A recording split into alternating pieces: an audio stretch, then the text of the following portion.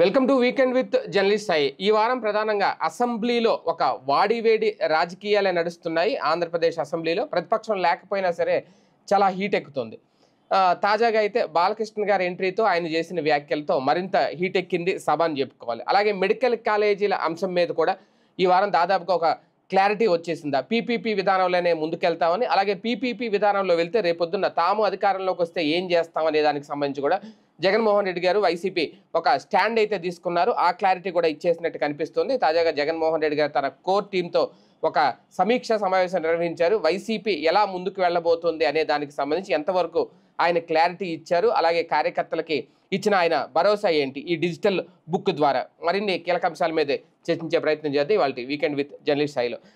Sir, ముందుగా ప్రస్తుతం చాలా వేడిగా ఉంది కాబట్టి అసెంబ్లీలో ప్రతిపక్షం లేకపోయినా సరే ఈసారి సమావేశాల్లో మొదటి నుంచి బోండా ఉమా గారు చేసిన వ్యాఖ్యల దగ్గర నుంచి, గోరంట్ల బుచ్చే చౌదరి గారు మాట్లాడిన మాటలు, పౌర సరఫరాల శాఖ దగ్గర నుంచి ఇలాగంటే అసెంబ్లీలో ప్రతిపక్షం లేని లోటు ఏమన్నా తీరుతుందా వీళ్ళ వ్యాఖ్యలతో? తాజాగా బాలకృష్ణ గారు మరింత హీట్ ఎక్కించారా? ముందు సభా వ్యవహారాలను జరుగుతున్న తీరుని ఎలా చూడాలి? కొంచెం జాగ్రత్త పడాల్సిన అవసరం ఉంది. స్పర్ధ అనేది బిగిన్ అయిన తర్వాత అది పెరగకుండా చూసుకోవాలి. అది వీళ్ళ చేతిలో ఉందా లేదా అన్నది వాళ్ళ పెద్దరికం మీద ఆధారపడి ఉంది, వాళ్ళ బాధ్యత మీద ఆధారపడి ఉంది. యాక్చువల్గా పరస్పరం భిన్న ధృవాలు ఇద్దరు కూడా, మెగా కుటుంబం, నందమూరి కుటుంబం, లేదా సామాజిక వర్గాల పరంగా కూడా ఒక భిన్నమైనటువంటి వాళ్ళు. ఒకళ్ళంటే ఒకళ్ళకి పడే బ్యాచ్ కాదు ఫ్రమ్ ద బిగినింగ్. కానీ శత్రువుని చూసి వీళ్ళకంటే పవర్ఫుల్ శత్రువు కాబట్టి వీళ్ళిద్దరూ ఒక్కటయ్యారు, అంతే కదా. జగన్ అనేటటువంటి వ్యక్తిని చూసి భయపడి వీళ్ళిద్దరు ఒక్కటయ్యారు తప్పించి, లేకపోతే వీళ్ళిద్దరికి మానసికంగా కలిసే క్యారెక్టర్లు కాదు. అది ఫ్రమ్ ద బిగినింగ్ 30 ఏళ్ల నుంచి నడిచింది, 30-40 ఏళ్ల నుంచి.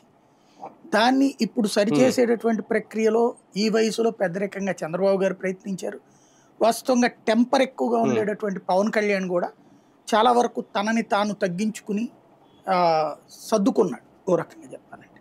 ఇది వాళ్ళిద్దరూ వాళ్ళ భవిష్యత్ రాజకీయ వ్యూహాల రీత్యా కావచ్చు, లేదా జగన్ అనే ప్లేస్ మీద, జగన్ మీద ద్వేషంతో కావచ్చు, ఇద్దరు ఒకటయ్యారు.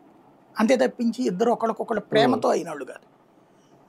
జగన్ అనే బూచి కారణంగా ఒకటయ్యారు. సరే, పవర్లోకి రాకముందు అది బాగుంటుంది, కానీ పవర్లోకి వచ్చాక పవర్ ఎంజాయ్ చేసే క్రమంలో ఒక సైకలాజికల్ ఫీలింగ్స్ ఉంటుంది. వెరీ సింపుల్, ఈజీగా అర్థమయ్యే భాషలో చెప్పాలంటే, మనం ఇద్దరం కలిసి వెళ్తున్నాం, ఇద్దరం కలిసి సాధించినప్పుడు మొదట అబ్బా నీ వల్లనే నేను గెలిచాను, నా వల్లనే నువ్వు గెలిచావు, ఇద్దరం మాట్లాడుకున్నాం. రోజు పోయే కొద్దీ పక్కనోళ్ళు చేరతారు. వీళ్ళు పవర్లో లేనప్పుడు చేరరు, లేదా పవర్లో లేనప్పుడు దూరం నుంచి చూస్తుంటారు. పవర్లోకి వచ్చాక చేరే ఐఏఎస్లు, ఐపీఎస్లు, ధనవంతులు, కోటీశ్వర్లు, పారిశ్రామికవేత్తలు, వ్యాపారులు, వీళ్ళు ఏంటంటే వీళ్ళు ఏదో పని అడుగుతారు. అడిగినప్పుడు వీళ్ళు మనల్ని కన్విన్స్ చేయడం కోసం ఎవరో ఒకళ్ళని దొంగ చూపెట్టాలి. జగన్ చూపెట్టడానికి వీళ్ళకి అవసరం లేదు, ఎందుకంటే ప్రభుత్వంలో లేడు కదా జగన్. ఉన్నటువంటి వాళ్ళల్లో ఒకళ్ళ మీదన ఒక కామెంట్ చేస్తూ వాళ్ళకంటే నువ్వు గొప్పోడు అని చెప్పే ప్రయత్నం చేస్తారు. ఆ టైంలో జాగ్రత్తగా ఉండాలి, నువ్వు మా మధ్యన విభేదాలు సృష్టించే ప్రయత్నం చేయబాకరా నువ్వు అని. ఇది చేసేది మన మిత్రులే, మన బంధువులే, మన సన్నిహితులే, మన వ్యాపారులే, మన పారిశ్రామికవేత్తలే. అది చాలా జాగ్రత్తగా ఉండాలి. అక్కడే ఎప్పుడైనా సరే విభేదాలు వచ్చేది, అక్కడే ఎప్పుడైనా సరే విడిపోయేది, గొడవలు వచ్చేది. భారతీయ జనతా పార్టీతో ఇదివరకు మొదటంతా బాగుండి చివరిలో విభేదాలు ఎందుకు వచ్చినాయి? చుట్టూ చెప్పేవాడి మాటల్ని నమ్మి, అంతే కదా. లేకపోతే ఏమైనా ఉంది అందులో ఆ రోజున 2018లో? అదే కనుక ఆ రోజున బీజేపీతో కంటిన్యూ అయ్యింటే అసలు జగన్ అధికారంలోకి వచ్చి ఉండేవాడు కాదు, వీళ్ళు ఇంకో ఈ మాటలు మాట్లాడడానికే ఉండేది కాదు. కానీ ఆ రోజునేంటి, పవన్ కళ్యాణ్ పట్ల ఒక ఈర్ష్య, అదే సందర్భంలో బీజేపీ వీళ్ళిద్దరు వాళ్ళు కాదు మేమే వచ్చాం అనేటటువంటి ఒక ఫీలింగ్ వచ్చేసి అది ఆనాడు దెబ్బతీసింది, ఒక తరం దూరం చేసింది. ఈ ట్రిప్ అందుకనే ప్రతి నిమిషం కూటమి కూటమి కూటమి అని మాట్లాడుతున్నారు, బాగానే ఉంది. అయితే మీరు చూడండి సిరీస్ ఆఫ్ సీక్వెన్స్ చూస్తే మొదట్లో అడ్వర్టైజ్మెంట్స్లో కానీ అన్నిట్లలో మోడీ, చంద్రబాబు, పవన్ ఈ బొమ్మలు కనిపించినాయి. ఆ తర్వాత పవర్లోకి వచ్చిన తర్వాత మోడీ బొమ్మ ఎందుకు పెట్టలేదు? ఆంధ్రాలో చంద్రబాబు, పవన్ కళ్యాణ్ బొమ్మలు పెట్టమన్నారు ప్రభుత్వ కార్యాలయం, గుర్తుంది కదా. అన్ని చోట్ల కూడా వాస్తవంగా అది ఒక అడుగు ముందుకేసారు చంద్రబాబు నాయుడు గారు అనుకున్నాం, కరెక్ట్. కానీ కూటమి అంటే ముగ్గురు కదా, ముగ్గురులో ఒక బొమ్మ ఎందుకు తీసేశారు? అది పట్టించుకోలేదు పవన్ కళ్యాణ్. ఇక్కడ ఉన్నది గెలిచిన ఎమ్మెల్యేలు లేకపోతే ఎంపీలు వీళ్ళందరూ కూడా తెలుగుదేశం వాళ్ళు అయ్యేటప్పటికి వాళ్ళు ఎవడు అడగరు. ఆ గెలిచిన ఒక ఎంపీ ఆయన ఒక్కడే, శ్రీనివాస్ వర్మ ఒక్కడే కాస్త బీజేపీ ఆత్మ ఉండేవాడు. ఆయనకి కూడా ఎందుకు ఈ గొడవల్లో మనం అనుకున్నాడేమో ఆయన కూడా అడగలేదు. అదేంటండి మోడీ గారి బొమ్మ కూడా పెట్టాలి కదా, 5 ఏళ్ళు ఉండాలి ఎందుకులే అనుకున్నారేమో ఆయన సైలెంట్ అయిపోయాడు. లేదు నేను పుట్టుకతో ఆర్ఎస్ఎస్ అని చెప్పుకునే సత్యకుమార్ యాదవ్ తన మంత్రి పదవి తీసుకున్నాడు, కానీ మోడీ బొమ్మ మీద మా దగ్గర ఉండాలి కదా అని అడగాలి కదా, అడగలేదు. మోడీ బొమ్మ లేదు, అక్కడ ఫస్ట్ మైనస్ అయింది. ఆయన పట్టించుకోలేదు, సరే బీజేపీ కాబట్టి అయిపోయింది. అదే సందర్భంలో ఇదివరకు అడ్వర్టైజ్మెంట్స్లో చూస్తే పేపర్ అడ్వర్టైజ్మెంట్లో చంద్రబాబు పవన్ కళ్యాణ్ బొమ్మలు ఉండే, తర్వాత ఇప్పుడు చంద్రబాబు లోకేష్ బొమ్మలు కనబడుతున్నాయి. అప్పుడప్పుడు పవన్ కళ్యాణ్ కూడా ముగ్గురు ఫేసులు పెడతారు. తర్వాత చంద్రబాబుది పెద్ద ఫేస్ అవుతుంది, పవన్ కళ్యాణ్ది చిన్న ఫేస్ అవుతుంది. ఇవన్నీ కామ్గా జరిగిపోతున్నాయి. ఇవి ఎక్కడా కూడా వీళ్ళు అబ్జెక్ట్ చేయట్లేదు, వాళ్ళు పట్టించుకోవట్లేదు. ప్రశాంతంగా నిదానంగా డామినెన్స్ వచ్చింది. ఇది వీళ్ళు ఆ డామినెన్స్ గురించి జనసేన వాళ్ళు చెప్తున్నారు, అయ్యా మమ్మల్ని అసలు బతకనీయట్లేదు, తిరగనీయట్లేదు, మనోళ్ళని కొడుతున్నారు, మనకి ఏ పని జరగట్లేదు. వాళ్ళ ఎమ్మెల్యే దగ్గరికి వెళ్తేనేమో మనల్ని అసలు స్టేజ్ మీద కూడా రానియరు, మన ఎమ్మెల్యే ఉన్న చోట వాళ్ళ మాత్రం ఖచ్చితంగా స్టేజ్ మీదకి వస్తున్నారు. అసలు బీజేపీ వాళ్ళైతే వాళ్ళు పట్టించుకోవట్లేదు, మమ్మల్ని పట్టించుకోవట్లేదు. ఈవెన్ వాళ్ళ ఎమ్మెల్యేల దగ్గర మళ్ళీ టీడీపీ వాళ్ళకి హైప్ ఉంటుంది, అక్కడ కూడా వాళ్ళకి బీజేపీ వాళ్ళని మిగతా నియోజకవర్గాలు అసలు పట్టించుకోవట్లేదు. వాళ్ళ అధినాయకత్వాలు వాళ్ళ రాష్ట్ర నాయకత్వాలు వదిలేసి అదేదో మన వరకు చూసుకుంటే చాలే అనేటటువంటి టోటల్లోనే ఉన్నారు. ఈ కింద స్థాయిలో నేను అనేది జనసేన వాళ్ళు కనీసం మమ్మల్ని పట్టించుకోవట్లేదని చెప్పి ఏదో గగ్గోలు పెడుతున్నారు, గోలు పెడుతున్నారు. బీజేపీ వాళ్ళు అయితే వాళ్ళు పూర్తిగా లైట్ తీసేసుకున్నారు అంటున్నాను, వాళ్ళని పట్టించుకోవట్లేదు అనే విషయం వాళ్ళు కూడా పట్టించుకోవట్లేదు అంటున్నాను నేను. అదే అట్లా అయిపోయింది. ఇప్పుడు పరిస్థితి ఏందయ్యా అంటే అంటే కింద వాళ్ళ దగ్గరకు వస్తే పట్టించుకోకపోతే రేపు నీకెందుకు వాల్యూ వస్తుంది? ఇవాళ ఆ స్టేజీకి పతాకం అంటే సైకలాజికల్ గా పవన్ కళ్యాణ్ ఏమంటారు, నేనే గెలిపించాను, నేనే ఆ రోజు జైల్లో ఉంటే. వాస్తవంగా ఎప్పుడు జరిగిపోయింది అది? పవన్ కళ్యాణ్ తగ్గడం బిగిన్ చేసింది 4 ఏళ్ల క్రితమే. ఇప్పుడు కుప్పంలో చంద్రబాబు గారు ఎవరో కార్యకర్త అన్నాడు, అప్పుడు దాకా ఎవడు అసలు కనీసం ఎవడో రోడ్డు మీద కేకలు 100 మంది వేస్తారు, అవన్నీ వేస్తారా? హెడ్డింగ్లు వెయ్యిరే, అవన్నిటికీ స్పందిస్తారా చంద్రబాబు గారు? చెయ్యరే. ఆ రోజున ఆయన టాక్టికల్ గా మాట్లాడిన మాట ఏంటిది, ఎవరో అడుగుతారు జనసేనకి పొత్తు పెట్టుకుంటే బాగుంటుంది కదా సార్ అని, నేను పెట్టుకోవాలని, ఇదే దానికి 1 సైడెడ్ అయితే కుదరదు కదా, 1 సైడ్ లవ్ అని చెప్తారు. వెంటనే పవన్ కళ్యాణ్ గారు బహిరంగ సభ పెట్టేసేసి మేము రెడీ అని చెప్తాడు. అక్కడే అర్థమైపోయింది పవన్ కళ్యాణ్ ఇక తను సింగిల్ గా అయితే తను కూడా గెలవడం కష్టం, అధికారంలోకి రావడం ఇబ్బంది అని గ్రహించి తెలుగుదేశంతో అయితేనే మనం సాధ్యం. ఎందుకంటే ఇప్పుడు జగన్కి ఒక మీడియా ఉంది, పేపర్ ఉంది, కొంత సోషల్ మీడియా ఉంది. చంద్రబాబుకి అయితే నా 6 ఛానళ్ళు ఉన్నాయి, ఇదంతా అలాగే అంత శక్తి ఉంది. ఇక్కడ మనకు వచ్చేటప్పటికి అట్లా లేదు అని డిసైడ్ అయిపోయారు కాబట్టి ఆ టైపులో ఇక ఆయన ఎలాగైనా అంటే ఒక్కసారి గెలిచి చూడాలని కలిసి పెరిగిపోయింది. ఎందుకంటే వైసీపీ వాళ్ళు ఎప్పటికప్పుడు 2 చోట్ల ఓడిపోయినాడు అనేటటువంటి మాట. దాంతో పాటు లోకేష్ కూడా అదొక కసి రేగింది, ఫస్ట్ పోటీ చేయడం ఓడిపోవడం అన్నటువంటి. వీళ్ళిద్దరూ కూడా కసిగా ఉన్నారు. అందుకని నేను కలవడం ముందు ఎట్లయినా సరే జగన్ ఓడగొట్టాలన్నటువంటి కసితో ఉండటం వలన అప్పుడే ప్రారంభమైంది. దానికి ఒక వేదిక ఇక్కడ ఏది జైలుకి వెళ్ళినప్పుడు అన్నటువంటిది. పోనీ అక్కడెక్కడన్నా నిలకడగా ఉన్నారా? ముందు రోజున హైదరాబాద్ నుంచి వచ్చినప్పుడు రోడ్డు మీద పడుకున్నది ఏంటి, నేను మా ఆఫీస్కి వెళ్తాంటే ఆపారు, అంతేకాని చంద్రబాబుని పరామర్శిస్తానికి వెళ్తాంటే ఆపారు అనలేదుగా ఆయన. అప్పుడు లేకపోతే సిఐడి కార్యాలయం దగ్గరికి పోవాలి కదా, ఆయన వెళ్ళలేదు కదా. అంటే అర్థం ఏంటి అక్కడ జరుగుతున్నటువంటిది? ఆయన అక్కడ కూడా కొంచెం వెనక ముందు ఆడుతున్నారు. తర్వాత మరి చంద్రబాబు గారి నుంచి ఈయనకి కబురు వచ్చిందో, ఈయన చంద్రబాబు గారికి కబురు చేస్తే ఆయన ఓకే అన్నారు, పరామర్శించడానికి వెళ్ళేసి వచ్చిన రోజున కూడా ఏమన్నారు, ఆ చంద్రబాబు నాయుడుకి నేను చెప్పానని చెప్పారా, చంద్రబాబు నాయుడు తనకి చెప్పానని చెప్పారా? అది సరే, ఆ రోజున ఎవరి వాదనలు ఆడుకున్నాయి, అయిపోయింది. ఫైనల్ గా వచ్చేటప్పటికి ఆయన అక్కడ ఇనిషియేటివ్ తీసుకున్నారు, పొత్తు అనౌన్స్ చేశారు, అయిపోయింది. ఆయన వరకు కంఫర్ట్. ఇప్పుడు ఆయన డిప్యూటీ సీఎం అనేది ఎంజాయ్ చేస్తారు, ఆయన మాట్లాడే ప్రతి మాటలో ఆస్వాదిస్తం కనబడతా ఉంటుంది.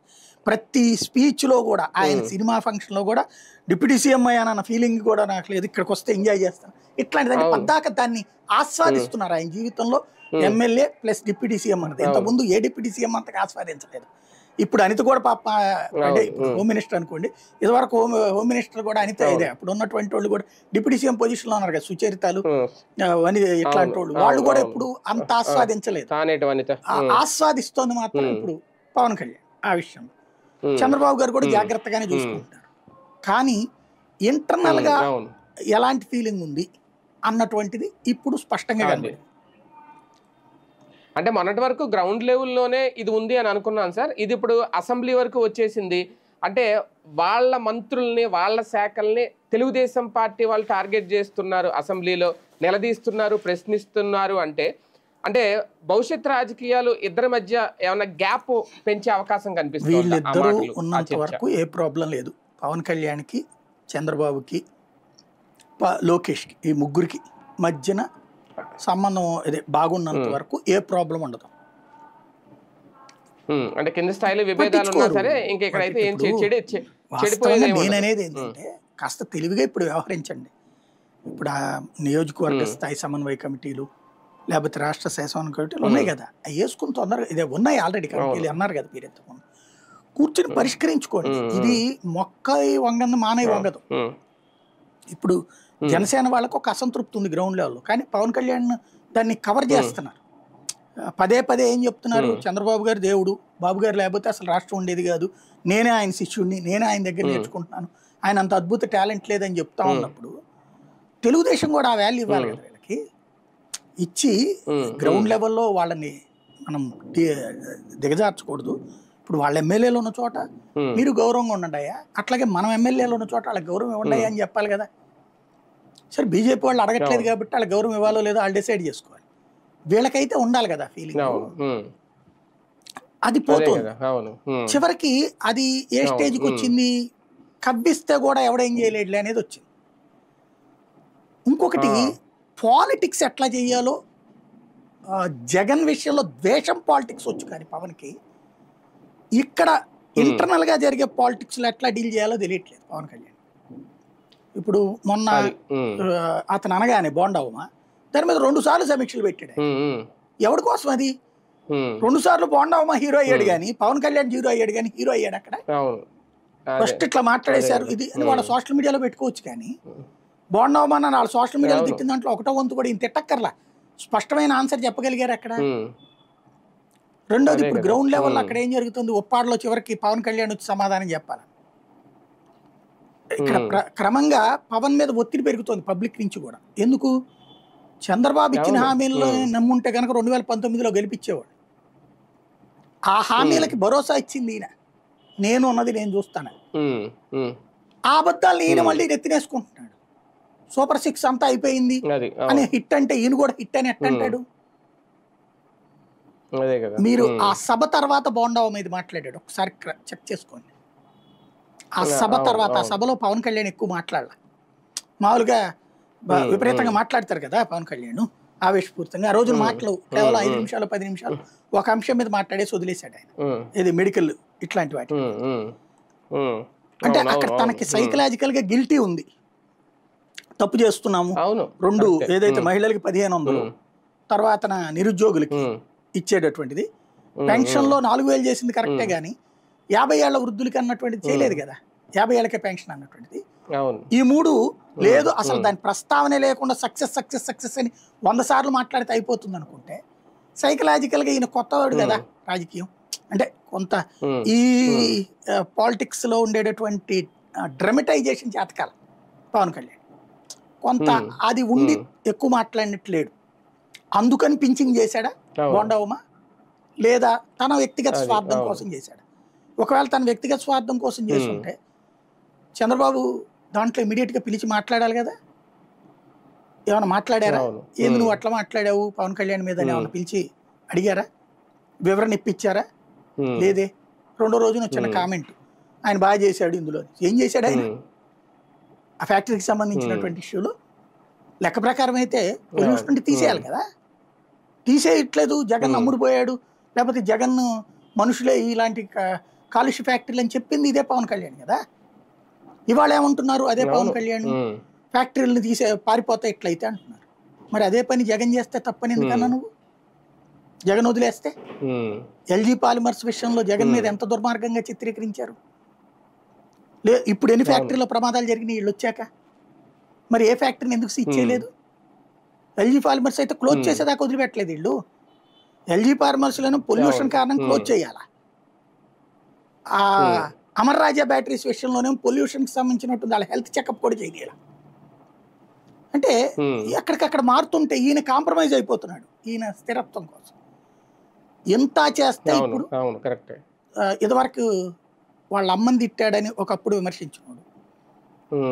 జగన్ని ఏ విషయంలో ద్వేషించాడు పవన్ కళ్యాణ్ చూపించింది.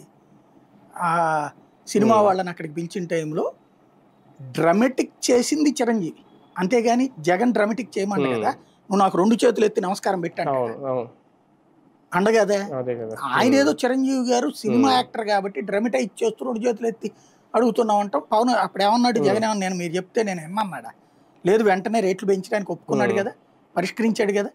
కానీ అతన్ని ఎలాంటి కాన్సెప్ట్లో తీసుకెళ్లారు? జగన్ ఒక సైకో, అది నా మన్నయ్య చేత దండం పెట్టిస్తావా, మొత్తం అసలు సామాజిక వర్గాన్ని మొత్తాన్ని రెచ్చగొట్టారు, చేతులు ఎత్తి ఇచ్చాడు అనేడు. కానీ ఇప్పుడు చిరంజీవి ఏం చెప్పారు, చాలా గౌరవంగా రిసీవ్ చేసుకున్నారు, బాగా చూసుకున్నారు. ఇదే మొక్క చిరంజీవి ఆ రోజున చెప్పు ఉండాలి కదా. అప్పుడు ఇదే పవన్ కళ్యాణ్ అన్నప్పుడు చెప్పు ఉండాలి కదా, చెప్పలేదు. చివరికి ఇప్పుడు తననే అసెంబ్లీలో అందరూ ఎదురుకుండా వంచారు. ఆ రోజున గౌరవిస్తే తప్పని చెప్పారు, గౌరవించలేదని చెప్పి. ఈ 2 ఘటనల తర్వాత సార్, అంటే బోండావమ్మ గారు మాట్లాడిన, గోరంట్ల బుచ్చయ్య చౌదరి గారు నాదెండ్ల గారిని పౌర సరఫరాల శాఖ గురించి మాట్లాడిన తర్వాత, ఓకే ఆయనకి ఏదో హెల్త్ బాగాలేదు, అనారోగ్యంతో అసెంబ్లీకి రావట్లేదు అన్నారు పవన్ కళ్యాణ్ గారిని. కానీ ఓజీకి సంబంధించిన మీటింగ్లు అయితే అటెండ్ అయ్యారు. ఒక అవమానంగా ఏమన్నా భావించి సభ నుంచి వెళ్ళారని అనుకోవచ్చా? నేను అట్లా ఏమనుకోవచ్చు. ఓజీ ఫంక్షన్ రోజున అటెండ్ అయిన తర్వాత నుంచి అసెంబ్లీకి రావట్లేదు. మేబీ ఆ రోజున కుండపోత వర్షం కదా, ఆ వర్షంలో తడిశారు. తడవడం మూలంగా సాధారణంగా వైరల్ ఫీవర్ ఆ రోజున గొడుగులు పట్టుకుని చాలా నడిచింది కదా. సాధారణంగా వర్షం, అందులో ఈయనకి ఇప్పుడు కొంత హెల్త్ ప్రాబ్లమ్స్ ఇంత ముందు కూడా వైరల్ ఫీవర్ చాలా సార్లు వచ్చింది. కాబట్టి ఇప్పుడు వైరల్ ఫీవర్ నిజంగానే వచ్చి ఉంటుంది అనుకుంటున్నాను. దీనికోసం అని క్యాన్సిల్ సభకు రాకపోవడం ఉండదు.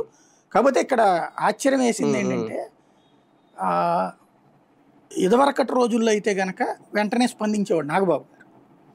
ఆయనకే హెల్త్ ప్రాబ్లం ఉండేది, ఆయన మాట్లాడలేదు. ఇక్కడ మెగా బ్రదర్స్ లో క్రైసిస్ మేనేజర్ ఆయన. కనీసం ఆయన స్టేట్మెంట్ చిరంజీవి గారు తనకి తాను ఇచ్చుకోవాల్సి వచ్చింది స్టేట్మెంట్. అమెరికాలో కూర్చున్న అర్జెంట్ గా స్టేట్మెంట్ ఇవ్వాల్సి వచ్చింది. హర్ట్ అయింది ఆయన. ఆయన హర్ట్ అవుతాడని పరుగులు పెట్టుకుంటూ వచ్చి అందరినీ తిట్టే వీళ్ళిద్దరూ, పోనీ చిరంజీవి గారికి ఇదే పవన్ కళ్యాణ్ గారికి ఇప్పుడు వైరల్ ఫీవరు, ఎందుకు స్పందించలేదు మరి? అంటే ఇప్పుడు నిన్న అదేదో ఉప్పాడది ఓ పెద్ద మెసేజ్ పెట్టారు కదా అక్కడ. ఆ తర్వాత కలెక్టర్ కూడా అక్కడికి పంపించారు కదా. తర్వాత ఇంకో దానికి 2-3 ఇష్యూస్ కూడా ఆయన తరపున ఇవి వస్తున్నాయి ప్రకటనలు, ఇదిగో అని. ఇప్పుడు దీంట్లో ఏమి రాల ప్రకటన. ఇప్పుడు మరి ఏమన్నా మనం ఈ వీడియో మీరు టెలికాస్ట్ చేసేటప్పుడు ఎంత టైం పడుతుందో తెలియదు, కానీ మనం ఈ వీడియో చేసేంత వరకు అయితే ఏ ప్రకటన రాలేదు ఇద్దరి నుంచి కూడా. ఒక్క చిరంజీవి గారి నుంచి బేసిక్గా అక్కడ కామినేని అనేటటువంటి ఆయన బీజేపీ టీ టీము, ఆయన జగన్ని విలన్ని చేసి చూపించేటటువంటి క్రమంలో మాట్లాడాడు. ఏదో అవమానం జరిగింది అనేటువంటిది. సార్ ఒకటి ఇక్కడ నా డౌట్ ఏంటంటే, కామినేని గారి గురించి ఇక్కడ ప్రత్యేకంగా మనం చాలా మాట్లాడాలి. అక్కడ అసలు సందర్భం ఉందా? జగన్నే అక్కడ ఆ సందర్భంలో ఏదో అతను శాడిస్టు అని ఒక చూపించే ప్రయత్నం, అక్కడ ఎవరో మెప్పు పొందాలని, అంటే సభలో బాలకృష్ణ గారు కొంచెం రేర్గా వస్తుంటారనుకోండి, సభకి కంప్లీట్గా రారని నేను అన్ను. అక్కడ బాలకృష్ణ గారు ఉన్నారు కాబట్టి ఆయన మెప్పు పొందడానికో ఏదో తొందరపడి ఈ వ్యాఖ్యలు. అంటే అక్కడ ఎలా ఉందంటే, మనకి క్రైమ్ సీన్ చూస్తుంటాం కదా సార్, సీన్ రీక్రియేషన్ అని చెప్పి చూపిస్తూ ఉంటారు మనకి ఏం జరిగింది ఏంటో. అలాగే ఈయన ఏదో మొత్తం రీక్రియేట్ చేసినట్టు మాట్లాడారు. ముందు ఒక్కసారి ఆయన మాటలు వినిపిద్దాం సార్. ఆ లిస్ట్ లో బాలకృష్ణ గారు వీళ్ళెవరు లేరు, ఆయనకి కలుస్తాం ఇష్టం లేదు. ఆయన ఎవరిని కలవకుండా రాజకీయాల్లో సంబంధం లేకుండా డిగ్నిఫై వేరేగా ఉన్న ప్రభాస్ గారిని అలాగే మహేష్ బాబుని రాజమౌళి గారిని రమ్మన్నారు. చిరంజీవి గారు వాళ్ళందరినీ రమ్మన్నారు. తనకు జరిగినట్టే ట్రీట్మెంట్ అని వాళ్ళు రామన్నారు. రావంటే కూడా బతిమాలి ఆయనకున్న మొహాటంతో వస్తే ఫస్ట్ షాక్ గేట్ దగ్గర కారు ఆపేశారు. అందరూ దిగి రమ్మన్నారు అన్నారు. అదేంటి అనుకుని వెళ్ళారు. లోన సెకండ్ షాక్ ఇంత పెద్ద పిలిచి ముందు పోసాని మురళీకృష్ణ ఇట్టంటాను కూర్చోబెట్టి అనుకున్నారు. మూడో షాక్ సీఎం గారు మిమ్మల్ని కలవట్లేదు, సినిమాటోగ్రఫీ మంత్రి వచ్చి మీకు చెప్తారన్నారు. అప్పుడు చిరంజీవి గారు కొంచెం గట్టిగానే ఏంటి మీరు పిలిస్తే మేము వీళ్ళందరూ తీసుకొస్తే ఆయన రానంటారంటే వచ్చారు. వస్తే ఆయన మంచిగా పెద్దగా ఆయన ఒక రిక్వెస్ట్ చేస్తే, ఒక నిమిషం మీరు తండ్రి లాంటి వాళ్ళు సినిమా ఇండస్ట్రీని జాగ్రత్తగా చూసుకోవాలి, అది బయటికి రిలీజ్ చేసి ఎంత అవమానం చేశారని. ఇంతకన్నా సాడిస్ట్ మెంటాలిటీకి ఇంకేం. ఇది సార్, ఇది ఓకే, మీరు కూడా వినే ఉంటారు. కాకపోతే ఒకసారి మన క్లారిటీ కోసం దీనికి ఇమీడియట్ గా బాలకృష్ణ గారు రియాక్ట్ అయిన తీరు చూస్తే కామినేని గారికి ఆయన క్లాస్ తీసుకున్నారని అన్నట్టుగా అనిపించింది. ఒకసారి ఆయన మాటలు కూడా వినిపించేద్దాం. గౌరవ శాసనసభ్యులు కామినేని శ్రీనివాసరావు గారు మాట్లాడుతూ అప్పుడు అందరూ ఇండస్ట్రీ కలవడానికి వెళ్ళినప్పుడు సైకో గారిని చిరంజీవి గారు గట్టిగా అడిగితే అప్పుడు ఈయన వచ్చాడంది అబద్ధం. గట్టిగా ఎవడు అడగలేదు అక్కడ. అది మీరు అన్నారు ఇందాక, ఏదో గట్టిగా అడిగితే ఈయన వచ్చాడు మళ్ళీ కలవడానికి, లేకపోతే ఏదో సినిమాటోగ్రఫీ మినిస్టర్ కలవమన్నారు అని ఏంటంటే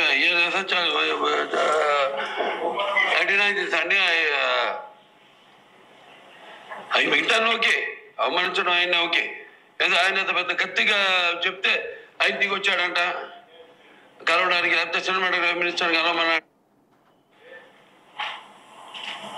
9వ పేరు వేశాడు.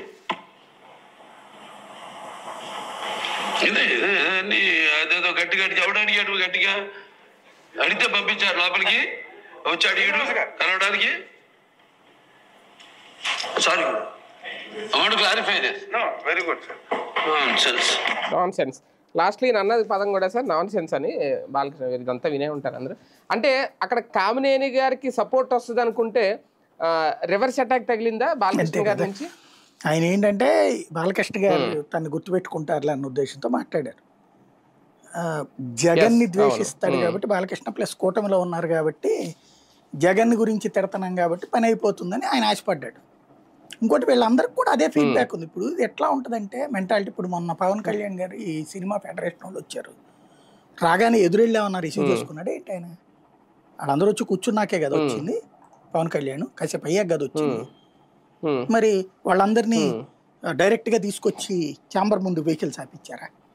లేదు కదా, బయట అక్కడ పార్కింగ్ దగ్గర నుంచినే కదా వచ్చింది. ఇంకోటి జగన్ది సెక్రటేరియట్ కాదు, క్యాంప్ ఆఫీస్. క్యాంప్ ఆఫీస్లో మీరు అబ్జర్వ్ చేస్తే ఇట్లాగ నడుచుకుంటూ వస్తారు అంత లోపలికి, డైరెక్ట్గా గది ముందుకి వెళ్ళే అవకాశం జగన్ వెహికల్కి కూడా లేదు అక్కడ. ఇది అక్కడ చూసిన వాడికి తెలుసు ఆ ఏరియా, వీళ్ళకి తెలియదు. అంటే వీళ్ళు ముందు ఒక ప్రచారం బిగిన్ చేశారు ఆ రోజున, ఆ ప్రచారాన్ని వీళ్ళు వాడుకున్నారు. ఇంకొకటి కొంతమంది అత్యుత్సాహంగా వైసీపీ వాళ్ళు తప్పుడు పని చేశారు, అది వీళ్ళకి వాడుకోవడానికి ఉపయోగపడింది. వాళ్ళే చూసారా జగనన్న కొడితే ఇట్టుంటది, వచ్చారు సినిమా వాళ్ళందరూ చచ్చినట్టు అన్నటువంటి కోణాన్ని ప్రొజెక్ట్ చేశారు. దాని వలన కూడా వీళ్ళకి మండింది. అది ఖచ్చితంగా కొంతమంది అతి దురదగాళ్ళు చేసిన పని. వైసీపీలో వాళ్ళ ఆ కామెంట్లు పెట్టకపోయి ఉంటే, అంటే దారికి తెచ్చాడు జగన్ అనే కామెంట్లు పెట్టకపోయి ఉంటే అసలు వీళ్ళకి మాట్లాడే అవకాశం ఉండేది కాదు, వెసులుబాటు ఉండేది కాదు. ఒకటి. రెండవది ఏంటంటే చిరంజీవి స్టేట్మెంట్ గా పెట్టారు కానీ చిరంజీవి 2 చేతులు ఎత్తి దండం పెట్టాడని వైసీపీ వాడు కూడా ఎవడు పెట్టలేదు ఆ మొక్క. అది వీళ్ళు అపహాస్యం చేశారు కావాలని చెప్పేసి, దాన్ని వక్రీకరించింది అది పవన్ కళ్యాణ్. వేరే వాళ్ళు పవన్ కళ్యాణ్కి తన అన్నయ్య మాట్లాడడం అట్లా దండం పెట్టడం నచ్చలా పవన్ కళ్యాణ్. ఆ తర్వాత కూడా కొన్ని రోజుల పాటు అది తను బాగా హట్ అయిపోయినట్టుగా కనబడింది. అంతా బాగానే ఉంది ఆ రోజున. సరే, ఇప్పుడు నేనే ఇంటర్వ్యూ చేశాను పేరు నాని ఈ విషయం మీద, ఇది రాగానే పేరు నాని చెప్పుకొచ్చారు. ఆ రోజున సినిమా వాళ్ళు ఇట్లాగా నిర్మాతల దర్శకులు అడుగుతున్నారు అనగానే జగన్మోహన్ రెడ్డి గారి దృష్టికి తీసుకెళ్ళగానే భోజనానికి పిలువు అన్నయ్యనని చెప్పారు. వెంటనే చిరంజీవి గారిని భోజనానికి పిలిస్తే సతీ సమేతంగా వచ్చారు. ఇటు భారతి గారు వీళ్ళు దగ్గరుండి కారు అప్పుడు ఇంటి దాకా వెళ్ళింది డైరెక్ట్ గా వెహికల్, లోపలికి వచ్చారు, భోంచేశారు. ఆ టైంలో చెప్పారు ఇట్లా తర్వాత మనం కలుద్దాం ఫిల్మ్ ఇండస్ట్రీ అని చెప్పి ఆయన అంటే సరే అన్నారు. ఆ తర్వాత నాతో చెప్పారు, నేను ఫాలో అప్ చేశాను. ఆ తర్వాత చిరంజీవి గారు ఫోన్ చేసి ఇదే ఇట్లాగ మేము కరోనా టైం కాబట్టి ఒక 5గురు రమ్మనమని చెప్పాను. లేదు 10 మంది వస్తామన్నారు చిరంజీవి గారు.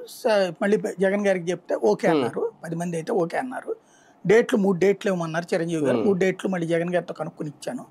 ఇచ్చిన తర్వాత ఆ రోజున వచ్చారు. వచ్చిన తర్వాత ఈవెన్ 6 నెలలకోసారి ఎట్టండి మీటింగులు పెట్టండి అని చెప్పి ఈ మీటింగ్ అయిపోయాక మహేష్ బాబు గారు కూడా అన్నారు, మేము ఏదో సీఎం అంటే కొంచెం ఏదో ఈగోయిస్టిక్ గిట్లు ఉంటారు అనుకున్నాము, ఇంత సరదాగా మాట్లాడతారు, సరదాగా నవ్వుతూ మాట్లాడతారంటే మావి కూడా పరిష్కారం అవుతూ ఉంటుంది, సరదాగా 6 నెలలకోసారి మీటింగ్ పెట్టండి అంటే లేదన్నా మీరు ఎప్పుడు కావాలంటే అప్పుడు రావచ్చు అని చెప్పారు. ఇదంతా అతను చెప్పింది. మరి అందులో వాస్తవం ఉండొచ్చు, లేకపోతే ఇదైనా ఉండొచ్చు. అది మహేష్ బాబు చెప్పాలి, లేకపోతే వీళ్ళు చెప్పాలి. చిరంజీవి గారు అయితే ఎక్కడ నెగిటివ్ మాట్లాడలేదు. కానీ నెగిటివ్ గా మాట్లాడుతున్న దాన్ని కంట్రోల్ చేయలే ఈ రోజు వరకు. తన దాకా వస్తే కానీ తెలియదు. ఈయన చెప్పిన 3వ షాక్ మీద కాదు సార్, ఈయన చెప్పిన 3వ షాక్ మీద క్లారిటీ ఏంటి అంటే, నేను పేర్నాని గారు చెప్పారా మీకు ముందు కలవడానికి వస్తే సినిమాటోగ్రఫీతో మంత్రితో మాట్లాడన్నప్పుడు అప్పుడు చిరంజీవి గారు గట్టిగా మాట్లాడితే అప్పుడు చెప్పారు ఇది 3వ షాక్ అన్నారు కదా కామినేని. అది తప్పని అదేంటి అసలు అట్లాగేం లేదు. రాగానే నేనే ఎదురెళ్ళి రిసీవ్ చేసుకుని తీసుకొచ్చి కూర్చోబెట్టాను. సాధారణంగా మీటింగ్ కి ఇలా వచ్చారని చెప్పగానే వస్తారు అధికారుల దాంట్లో అయితే ఒక 5 నిమిషాలు లేటుగా వచ్చినా ఇలాగ వీళ్ళు వచ్చారనగానే గబక్కన బయలుదేరి వచ్చారు బయటికి. వాస్తవంగా 3 పేర్లు మాత్రం అంటే చిరంజీవి గారు 10 పేర్లు ఇచ్చారు. అది కాకుండా 3 పేర్లు నాని సిఫార్సు చేశారు. ఎవరిదంటే వైసీపీకి అధికారంలో లేనప్పుడు కూడా పార్టీని భుజానేసుకున్నటువంటి పోసాని కృష్ణమురళి, ఆలి వీళ్ళిద్దరితో పాటుగా ఆర్ నారాయణ. ఇది జగన్ కి చెప్పాడట పవన్ ఈయన పేర్నాని. చెబితే జగన్ అట్లా బాగోదేమో చిరంజీవి అన్న ఎవరు చెప్తే వాళ్ళదే పెట్టండి అని చెప్పారట. అంటే లేదన్న మన కోసం ఇంతకాలం పార్టీ కోసం చించుకుంటున్న వాళ్ళని కనీసం అకామిడేట్ చేయకపోతే ఎట్లాగా, ఇందులో మీటింగే కదా అంటే ఒకసారి ఆలోచించని చెప్పి జగన్ గారు మళ్ళీ పవన్ పేర్నాని గారికి చెప్పారట. చెబితే లేదన్న మనం చెయ్యాలి ఇది అని చెప్పి ఆ డెసిషన్ ఈయన తీసుకున్నాడట పేర్నాని. మనకి ఇచ్చిన దాంట్లో అదే చెప్పుకోవచ్చు.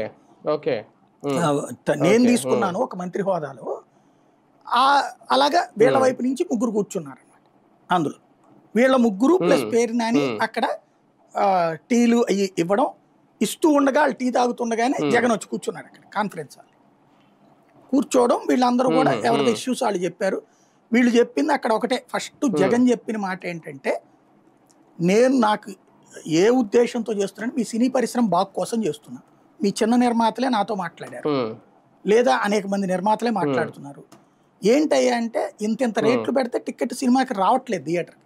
మీరు ఆలోచించండి అన్న, ఒక థియేటర్కి ఒక సినిమాకి పోతే 2000 రూపాయలు పడతాయి ఒక కుటుంబానికి. ఎందుకంటే టికెట్ రూపంలో నలుగురికి 150 మినిమం 600, 250 రూపాయల టికెట్ అయితే 1000 రూపాయలు.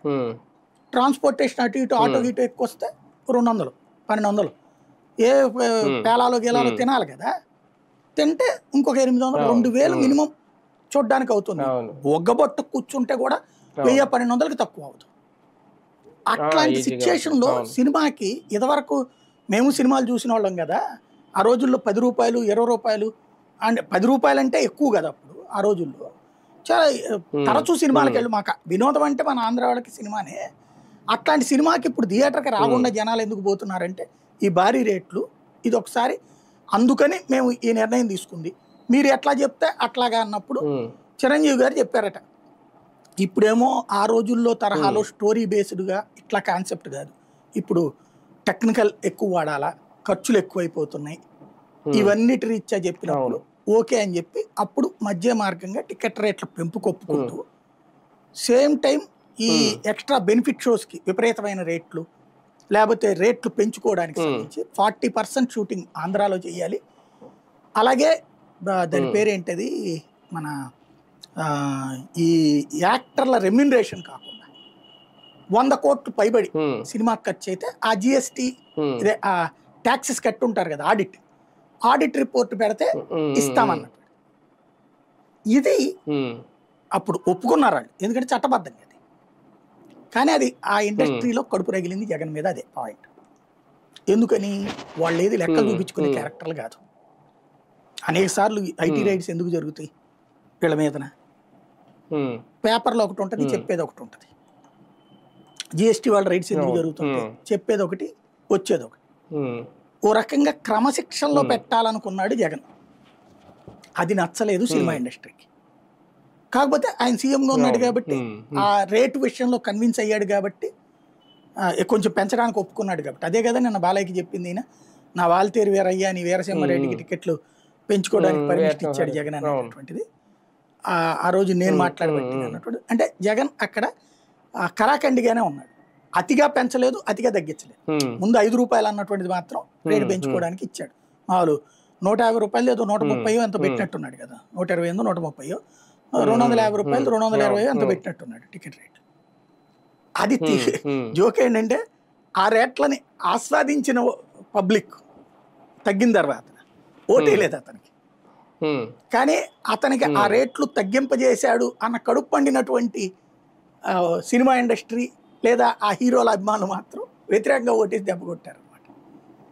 ఇది ఇక్కడ స్పెషాలిటీ. కాకపోతే ఇక్కడ ఏంటంటే చిరంజీవి గారు ఆ రోజున వచ్చినప్పుడు ఎలాంటి అవమానం లేదు, అంత ఇంటర్నల్గా ఫీలింగ్ ఇది ఉంటుంది. మా జోలికి రాబాక నువ్వు మేము ఎట్టక అమ్ముకుంటే అట్టక. ఇప్పుడు చూడండి ఎవడన్నా ఆపుతున్నాడు, నిన్న కోర్టు అడిగింది. బెనిఫిట్ షో అంటే ఏంటి? ఒకప్పుడు బెనిఫిట్ షో అంటే ఊరు మొత్తం మీద ఒక థియేటర్కి ఇచ్చేవాడు, అది అభిమానులకి. ఒకవేళ అభిమానుల సంఖ్య పెరిగాక 2 థియేటర్లకు ఇచ్చేవాడు, అది అభిమాన సంఘం ప్రెసిడెంట్కి ఇచ్చేవాడు. అభిమాన సంఘం కమిటీ ఎవరైతే ఉంటారో వాళ్ళు ఒరిజినల్ అభిమానులందరిది లెక్క ఉండేది వాళ్ళ దగ్గర. అప్పట్లో కృష్ణ అభిమానులు, చిరంజీవి అభిమానులు వీళ్ళందరూ ఉండేవాళ్ళు కదా రోజుల్లో, బాలకృష్ణ అభిమానులు కానీ వీళ్ళందరూ. అభిమాన సంఘం వాళ్ళు అది పంచుకునేవాళ్ళు, టికెట్లు తక్కువ రేటుకి ఇచ్చుకునేవాళ్ళు. ఒరిజినల్గా అప్పట్లో డబ్బులు కూడా తీసుకునేవాళ్ళు, బెనిఫిట్ షో అంటే ఫ్రీగా ఇచ్చేవాళ్ళు వాళ్ళకి. తర్వాత డబ్బులు తీసుకోవడం బిగిన్ చేశారు, ఎందుకంటే అది అభిమానులు అమ్ముకుంటున్నారు టికెట్లు అన్నట్టు ఉద్దేశం. సరే అది నడిచింది. తర్వాత కాలంలో ఏమైపోయింది, బెనిఫిట్ షో దాన్ని కోర్టులు తప్పుపెట్టి అభిమానుల కోసం సపరేట్ షోలు ఎట్టేసుకుంటారు. అప్పుడు కోర్టులు ప్రభుత్వాన్ని నిలదీసేటప్పుడు ప్రభుత్వాలు ఏం చేశారు, బెనిఫిట్ షోలు అంటే సాంకేతికంగా సమస్య వస్తాయా, ఎవరో ఒకళ్ళు బెనిఫిట్ కోసం చూడండి అని చెప్పారు. అప్పటి నుంచి ఏం చేశారు, ఏ వృద్ధాశ్రమం బెనిఫిట్, ఏ అనాథాశ్రమం బెనిఫిట్, ఏ వరద బెనిఫిట్ అనే పేరుతో తీసుకుని వీళ్ళకి 10 లక్షల రూపాయలు వస్తే 50,000 వాళ్ళ చేతిలో పెట్టేసి ఇచ్చేసినట్టుగా లెక్కలు రాయిచ్చేసుకుని నడిచిపోయేవాడు. అయితే ఇప్పుడు ఈ మోడీ వచ్చిన తర్వాత అది సమస్య అయిపోయింది. అట్లాగా దొంగ లెక్కలు చూపెట్టడానికి కుదరట్లేదు, అంత మూలం కదా, ఆన్లైన్ కదా. నువ్వు 10 లక్షల రూపాయలు వస్తే 10 లక్షలు అక్కడ ఆన్లైన్ ట్రాన్స్ఫర్ కావాలి, ఖర్చులు కూడా ఆడిటింగ్ పక్కాగా చూపించాలి. ఇదివరకు మళ్ళీ ఎన్జిఓలు ఖర్చు పెట్టేసామని రాసేసుకుంటే కుదరదు. ఇప్పుడు ఎన్జిఓలది ఆడిటింగ్ కూడా పర్ఫెక్ట్గా నడుస్తుంది, లేకపోతే వాళ్ళ లైసెన్సులు కూడా రద్దు చేస్తున్నారు. దాంతో ఇప్పుడు స్వచ్ఛంద సంస్థని పక్కన పెట్టేశారు. పక్కన పెట్టేసి సినిమా మన హీరోలు అంటే ఓ భయమో గౌరవం ప్రేమ ఉంటుంది కదా వీళ్ళకి, ప్రభుత్వాలకి ఎందుకు వచ్చిన గొడవ వాళ్ళతో అనేసి, అందుకని వాళ్ళతో చెప్పేసేసి డైరెక్ట్ బెనిఫిట్ షో అని రాయిచ్చేసుకుంటున్నారు. డైరెక్ట్ బెనిఫిట్ షో అనేటటువంటి పేరుతో, ఇక పబ్లిక్ బెనిఫిట్ షో అన్నటువంటి పేరుతో భారీ రేట్లో వసూలు చేసేస్తున్నారు. ఇది ఏమైపోయిందంటే ఇదివరకు రోజుల్లో బెనిఫిట్ షోల ద్వారా నిర్మాతలు బతికేవాళ్ళు, ఇప్పుడు బెనిఫిట్ షో డబ్బులు హీరోలే తినేస్తున్నారు, అందులో 80%. ఇదివరకు ఒక 4 సినిమాలు అట్టర్ ఫెయిల్యూర్ అయ్యి లేదా 1-2 సినిమాల్లో ఫెయిల్ అయినటువంటి నిర్మాతలు ఈ కొత్త ఈ పెద్ద హీరోలతో బెనిఫిట్ షోల కారణంగా వచ్చే డబ్బులతో బతికేసేవాళ్ళు. ఇప్పుడు అది కూడా తినేస్తున్నారు ఇండస్ట్రీ. సినిమాలలో నీతి స్క్రీన్ మీదనే ఉంటది, వెనకాల దోపిడి ఎవడికి దోచినంత అలా ఉంటుంది. ఇది నడుస్తుంది. అది జగన్ చెక్ పెట్టాలనుకున్నాడు, అతనికే చెక్ పెట్టారు వీళ్ళు. చివరికి అతని మీద జరిగినటువంటి అతిపెద్ద దూషణలకి కీలకమైనటువంటి సినిమా రంగం నుంచి జరిగింది. సినిమా హీరోల జోలికి పోకుండా వదిలేసి ఉంటే, అంటే జగన్ ఓటంలో one of the reason cinema అభిమానులు, ప్రతి హీరో అభిమాని కూడా వీళ్ళు నెగిటివ్ ప్రచారం చేసి ప్రభాస్ని తీసుకొస్తాడా, మహేష్ బాబుని వచ్చేటట్టు చేశాడా, చిరంజీవి వచ్చేటట్టు చేశాడా, ఇది ఒక సైకలాజికల్గా వాళ్ళు ఏదో వాళ్ళని చులకం చేసినట్టు వాళ్ళు రావడం అంటే అనే పిక్చర్ని క్రియేట్ చేశారు ఇక్కడ. అవును. కానీ నిన్న కామినేని బాలకృష్ణ గారి మధ్య ఎపిసోడ్లో సార్ చిరంజీవి గారి పేరు ప్రస్తావనకు రావడం అది కాస్తంత ఈయనకి నచ్చలేదా? బాలకృష్ణ గారి వ్యాఖ్యలు చూస్తే అక్కడేనా అంటే చిరంజీవి దబాయిస్తే అప్పుడు జగన్ వచ్చాడు అనటం నచ్చలా. ఇక్కడ మెగా నందమూరి హీరోలు, ఇప్పుడు మీకు పాత రోజుల్లో అయితే కొట్టుకు చచ్చేవాళ్ళు అభిమానులు, ఇప్పటికీ ఉన్నాయి కొట్టుకు సావడాలు కొన్ని చోట్ల. ఇప్పుడు కొంతవరకు కంట్రోల్ అయింది గతంతో పోల్చుకుంటే. మేము మా స్కూళ్ళలో చదివేటప్పుడు అయితే దాని పేరేమంటారు, ఇంకు పెన్నులతో పొడుచుకునేవాళ్ళు ఒకళ్ళకొకళ్ళు. అప్పుడు కృష్ణా చిరంజీవి ఫ్యాన్స్, తర్వాత రోజులు బాలయ్య చిరంజీవి ఫ్యాన్స్, ఇదో పెద్ద యుద్ధాలు చూసేవాళ్ళం అక్కడ కొట్టేసుకోవడానికి. అలాంటి స్టేజీ నుంచి కొంత మెచ్యూర్ అవుతుందంటే ఇప్పుడు మరీ ఓవర్ ఇదైపోతుంది. సోషల్ మీడియా సాక్షిగా ఒకళ్ళనొకళ్ళు బూతులు తిట్టేసుకోవడం చూస్తున్నాం కదా. దాన్ని ఒక రకంగా కూటమి అయ్యాక పవన్ కళ్యాణ్ ఒక అడుగు తగ్గాడు, బాలకృష్ణ ఒక అడుగు తగ్గి బాలకృష్ణ ఈయన్ని పిలవడం ఏంటి, పవన్ కళ్యాణ్ని ఆహాలో అన్స్టాప్ ఈయన వెళ్ళడం ఏంటి, బాధ్యతగా మాట్లాడుకున్నారు అక్కడ. ఒక రకంగా ఒక చక్కటి అట్మాస్ఫియర్ క్రియేట్ చేశారు వీళ్ళు. నందమూరి మెగా కుటుంబాల వివాదాన్ని చక్కగా సెటరేట్ చేశారు.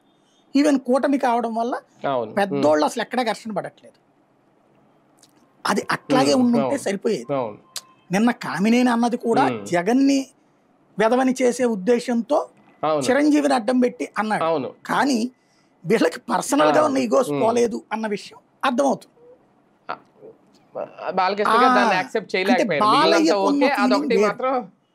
నాకు అర్థమైంది ఏంటంటే బాలయ్య మాట్లాడింది కాబట్టి తనని అవాయిడ్ చేస్తున్నారు. క్రిందటిసారి బాలయ్య పిలవలేదంటే ఎవరు పిలవలేదు? అది నేను పేరు నాని మన ఇంటర్వ్యూలో చెప్పింది ఏంటి, టీముని తీసుకొచ్చే బాధ్యత చిరంజీవిది. చిరంజీవి ఎవరిని తెస్తానంటే వాళ్ళని రమ్మన్నారు. బాలయ్య విషయంలో బాలయ్యని వద్దని పొరపాటును కూడా జగన్ అనలేదు. అతను ఎంత గౌరవం ఇచ్చాడంటే అసలు ఒకప్పుడు బాలయ్య అసోసియేషన్ ప్రెసిడెంటే జగన్ కదా, రాష్ట్ర అధ్యక్షుడు జగన్. అట్లాంటి బాలయ్య అప్పుడు అఖండ సినిమా అప్పుడు ఈ సినిమా అప్పుడు టికెట్ రేట్లప్పుడు కలవడం అనే ఒక సంప్రదాయం ఉంది కదా. ఏ హీరోని కలవమని లేదే జగన్. ఇతను కూడా కలవడానికి వస్తాడంటే అక్కర్లేదు, ఆయన స్థాయిని తగ్గించుకోనక్కర్లేదు, ఆయనకి ఏం కావాలో చేసి పెట్టండి అని ఇదే పేరు నానికి ఆదేశాలు ఇచ్చాడు. టికెట్ రేట్లు పెంచుకోవడానికి ఇచ్చారు కదా పర్మిషన్. అదే విషయం పేరు నాని చెప్పుకొచ్చారు. అంత గౌరవం ఇస్తారు బాలకృష్ణకి, ఆయన మేము ఎందుకు వద్దంటామని. చిరంజీవి చెప్పారు నిన్న దానికి సమాధానం ఏమని, నేను ట్రై చేశాను ఫోన్ ఎత్తలేదు, జమిని కిరణ్ గారిని పంపించాను 3 సార్లు కలవలేదు. మేబీ బాలకృష్ణ అవాయిడ్ చేసి ఉండొచ్చు. చిరంజీవి గారు చెప్పారు జగన్ ముందుకు నేను వెళ్ళేది ఏంది, అసలు మనం వెళ్ళొద్దు అని ఆయన ఫీలింగ్ అయ్యి ఉండొచ్చు మేబీ, నేను అనుకోడు. కాకపోతే అట్లాగే మనం పొలిటికల్ ఈగోస్ కోసం కూర్చుంటే సినిమా మొత్తం నాశనం అయిపోతుంది అన్నటువంటి ఉద్దేశం చిరంజీవి గారికి ఉండొచ్చు. ఎవరి ఉద్దేశం వాళ్ళదే. అందుకని చిరంజీవి గారు కూడా బాలకృష్ణని తీసుకెళ్లకుండా వెళ్ళడానికి ప్లాన్ చేసుకుని ఉండొచ్చు కూడా దాంట్లో. ఎందుకంటే ఆయన ఎదురుకుండా వెళ్తే ఫీలింగ్ ఉంటుంది కదా అన్నటువంటి. బాలయ్యకి అది కమ్యూనికేట్ అయిందో లేదు. బాలయ్యకి ఆ రూట్లో కమ్యూనికేట్ చేసి నువ్వు వద్దులే మేము మాట్లాడతాంలే, నువ్వేందా ఈ ముక్క అనొచ్చు ఈయనతో డైరెక్ట్గా.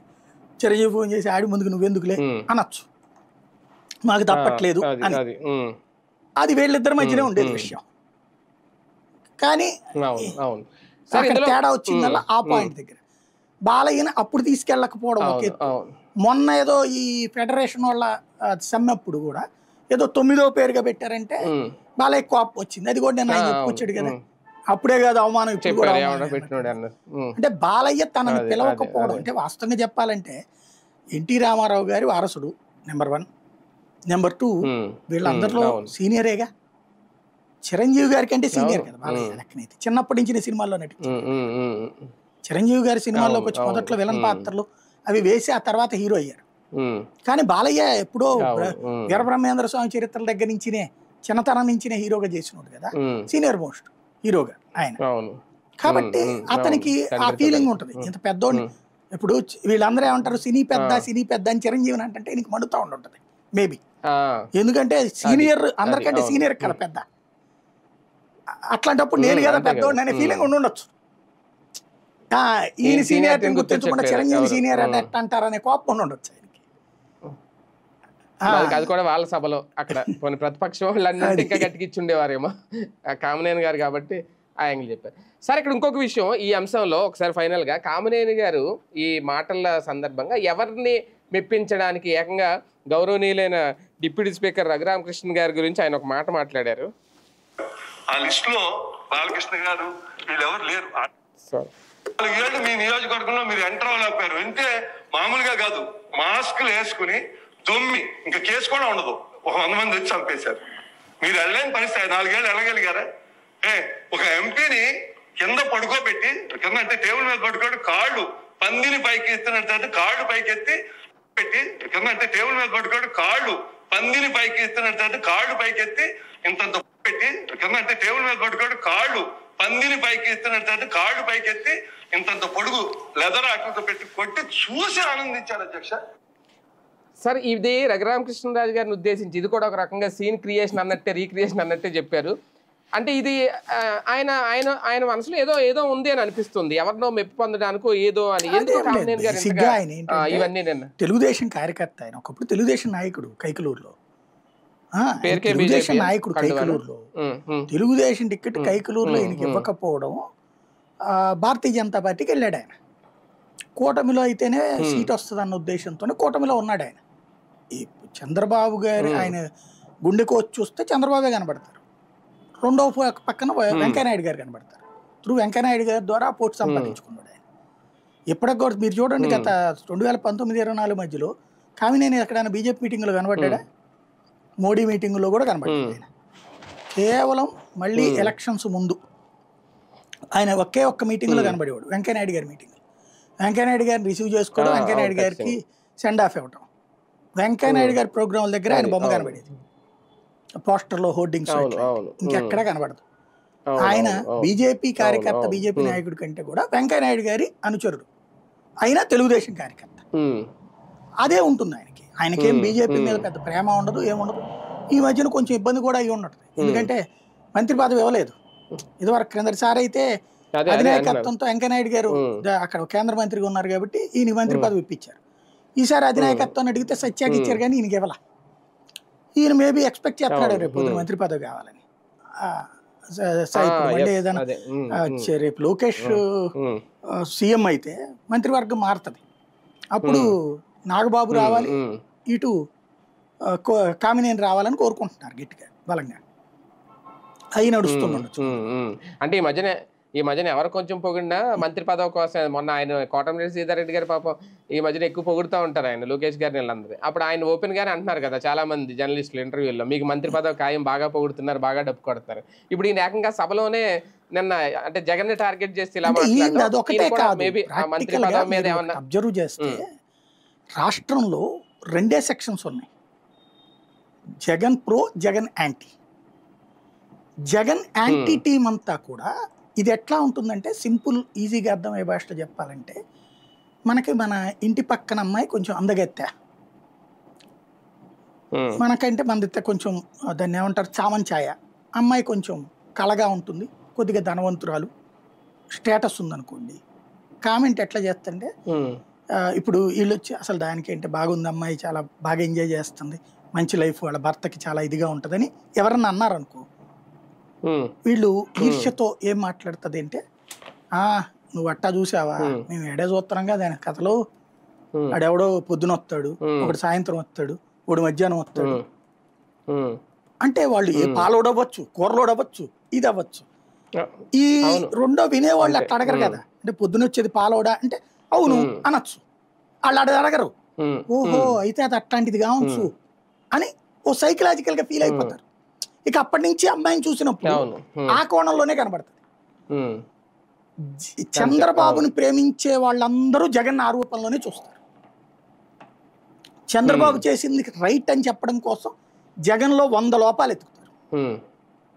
ఇది కామన్ గా జరిగేది. అందులో సీనియర్ మోస్ట్ జగన్ అంటే నరనరాన కోపం ఉండే వాళ్ళలో నెంబర్ 1.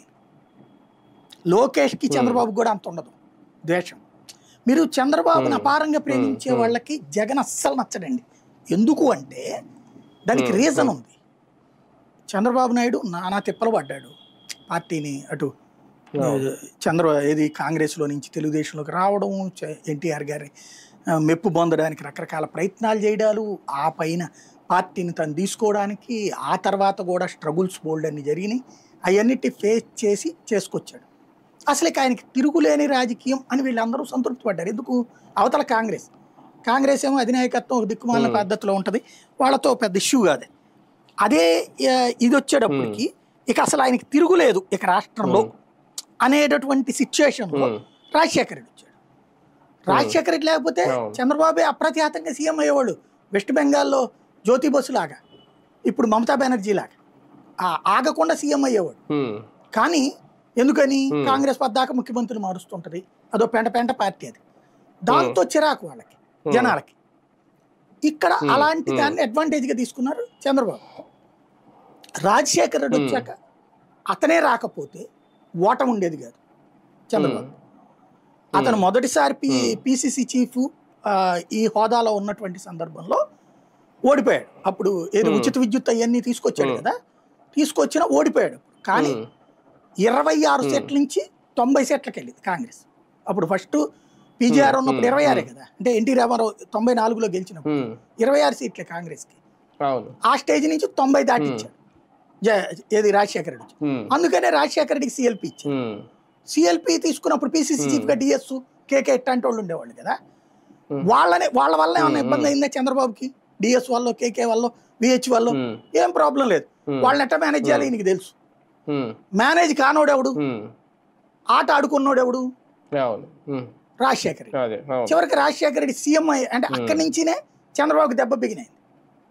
రాజశేఖర రెడ్డి సీఎం అయ్యాక 2 సార్లు ఓడిపోయారు చంద్రబాబు, ఎత్తులకి పై ఎత్తులు వేసుకొచ్చారు. అక్కడ చంద్రబాబు ఇక అసలు ఈ దేశంలో ఆయన మాత్రమే నాయకుడు, ఆయన మాత్రమే దేవుడు, ఆయన లేకపోతే ఈ దేశం ఏమైపోయేదో. అసలు అమెరికా, యూరప్ దేశాల్లో కూడా ఇవాళ మన ఇండియన్స్ ఉన్నారంటే, మన తెలుగు వాళ్ళు ఉన్నారంటే చంద్రబాబు గారి వల్లనే. ఆయన వలన అసలు ఈ ప్రపంచమే కాపాడబడుతుంది, భారతదేశమే బ్రతుకుతుందని ఫీల్ అయ్యేటటువంటి వాళ్ళు చదువుకున్న వాళ్ళు ఉన్నారు. ఇట్లాంటి వాళ్ళు అందరూ, అలాంటి వాళ్ళందరికీ కూడా అక్కడ ప్రాబ్లం అయిపోయింది. రాజశేఖర రెడ్డి పోయాడు, ఇక మనోడు సురక్షితం అనుకుంటే కేసీఆర్ వచ్చాడు. అక్కడ ఆ కేసీఆర్ అప్పటికే ఉన్న కేసీఆర్ డామినేషన్ పెరిగి అక్కడ దెబ్బతిన్నాడు. సరే ఆంధ్ర వరకు మన నాయకుడు ఉన్నాళ్లే, ప్రాబ్లం లేదు అనుకుంటే ఇక్కడేమో పంట్లో నలుసులాగా ఈయన వచ్చుతాయి జగన్మోహన్ రెడ్డి. కూటమి లేకపోతే 14లో గెలుపు ఉండేది కాదు, 24లో గెలుపు ఉండేది కాదు. దీనికి అంతటి కారణం ఎవడు?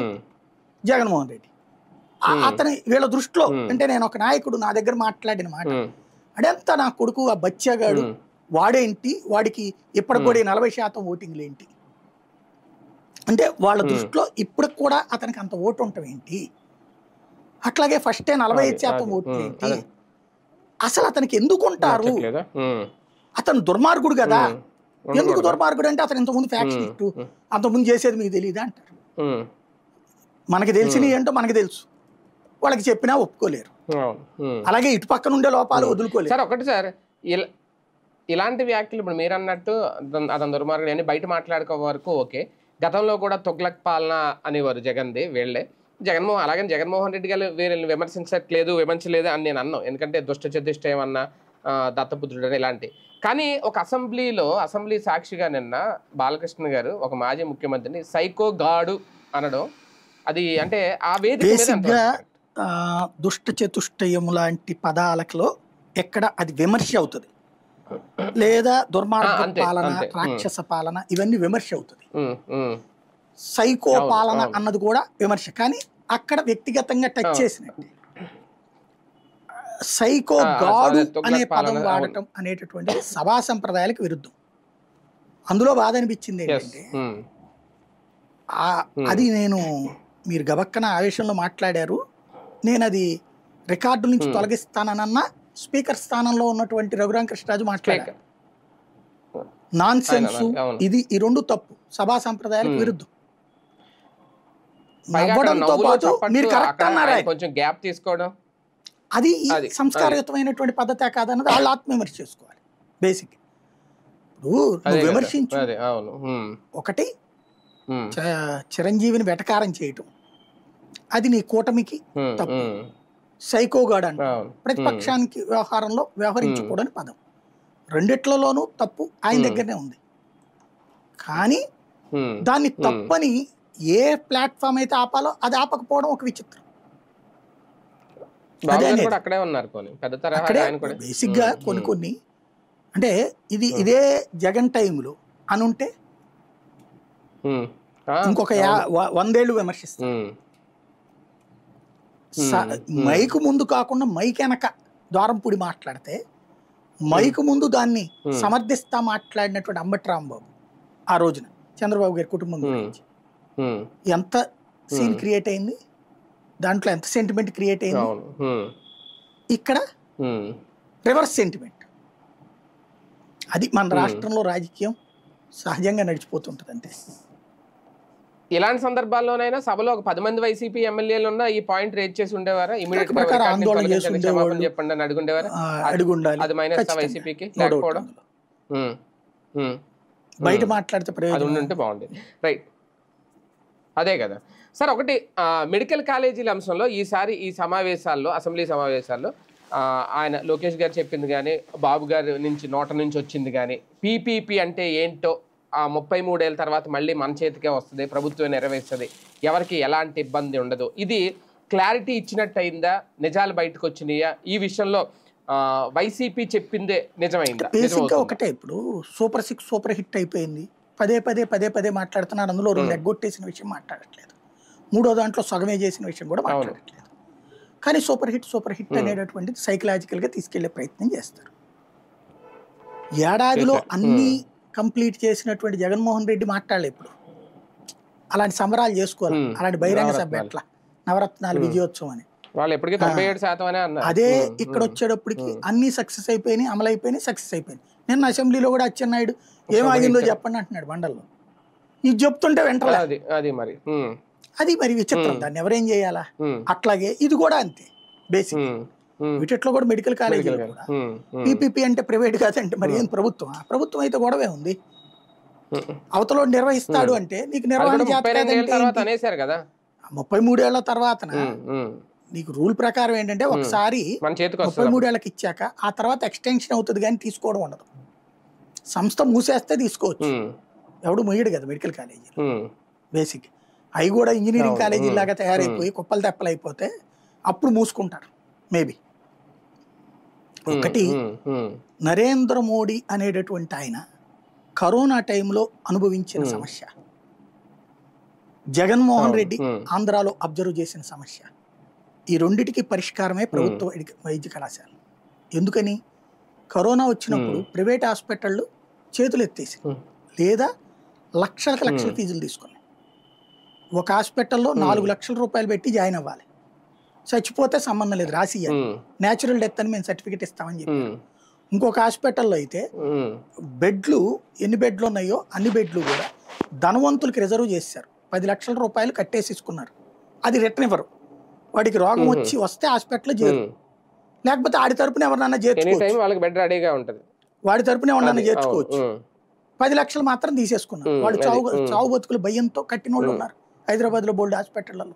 అట్లాగే మన రాష్ట్రంలో హాస్పిటల్లో 2 లక్షల నుంచి 3 లక్షల తీసుకున్న వాళ్ళు ఉన్నారు ప్రైవేట్ హాస్పిటల్లో. ప్రైవేట్ హాస్పిటల్ ఎవడన్నా ఫ్రీ ట్రీట్మెంట్ ఇచ్చాడా? ఆరోగ్యశ్రీ పనిచేసింది ఆ రోజున? లేదే. అప్పుడు ప్రభుత్వ ఆసుపత్రులు, ప్రభుత్వ డాక్టర్లు, ప్రభుత్వ నర్సింగ్, ప్రభుత్వ సిబ్బంది చచ్చిపోయారు కదా, కొంతమంది డాక్టర్లు కూడా అంత కష్టపడ్డారు కదా. అప్పుడు తెలిసిన విషయం ఏంటంటే ప్రభుత్వ వైద్యం కనుక లేకపోతే అసలు ఈ రాష్ట్రంలో కుప్పలు తెప్పలైపోయాయి సేవలు. దాన్ని సెటరేట్ చేస్తా, అందుకని గవర్నమెంట్ మెడికల్ కాలేజీలు అండి. గవర్నమెంట్ మెడికల్ వెరీ సింపుల్ అండి. గవర్నమెంట్ మెడికల్ కాలేజీలో ఒక్కొక్క దానికి 1000 మంది స్టాఫ్ ఉంటారు ఖచ్చితంగా. కాలేజీ హాస్పిటల్ కలిసి హాస్టల్ కలిపితే 1500 తక్కువ ఉంటారు. ఇంత చేసుకుంటే 17కి ఎంతమందికి ప్రభుత్వ ఉద్యోగాలు వస్తాయి? 25-30 వేల ప్రభుత్వ ఉద్యోగాలు వస్తాయి, పర్మనెంట్ ఉద్యోగాలు వస్తాయి, పండగ చేసుకోవచ్చు జీవితాలు వాళ్ళ కుటుంబాలు. అది పోగొట్టాం. ప్లస్ 15,000 రూపాయలు మినిమం ఫీజు అక్కడ, మాక్సిమం పోను 1,00,000 రూపాయలు పెట్టండి మీరు, ఆ రేంజ్ లో బతికేవాళ్ళు కదా. ఇప్పుడు 25 లక్షలు తీసుకుంటారా, 50 లక్షలు తీసుకుంటారా, అడిష్టం. మీరే ఏమని చెప్పారు? సెల్ఫ్ ఫైనాన్స్ పేరుతో కొన్ని సీట్లను ఎక్కువ రేటుకు అమ్ముకుంటున్నాడు జగన్మోహన్ రెడ్డి, సైకో అన్నారు.